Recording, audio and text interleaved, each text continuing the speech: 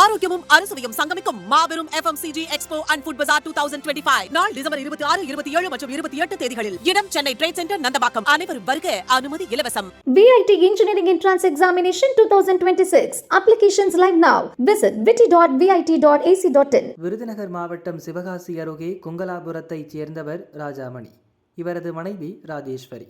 இவர்களுக்கு ஒரு மகன், ஒரு மகள் உள்ளனர்.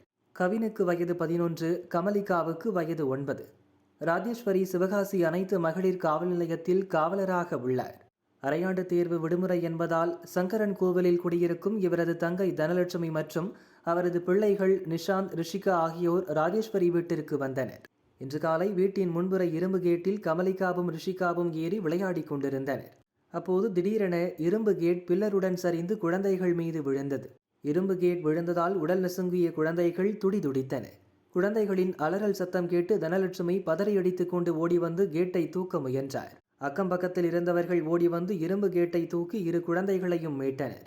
பலத்த காயமடைந்த இருவரையும் அருகே உள்ள தனியார் மருத்துவமனையில் சேர்த்தனர். தலையில் பலத்த காயம் ஏற்பட்டு அதிக ரத்தம் வெளியேறியதால் மருத்துவர்களின் அறிவுறுத்தலின் பேரில் மேல் சிகிச்சைக்காக சிவகாசி அரசு மருத்துவமனைக்கு கொண்டு செல்லப்பட்டனர். ஆனால் வழியிலேயே இரு குழந்தைகளும் பரிதாபமாக உயிரிழந்தனர்.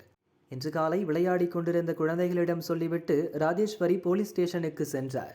சிறிது நேரத்தில் குழந்தைகள் இறந்த தகவல் அறிந்ததும் யூனிஃபார்முடன் வந்து மருத்துவமனை வாசலில் அமர்ந்து அவர் அழுது கதறிய காட்சி பார்ப்பவர்களை கண்கலங்க வைத்தது.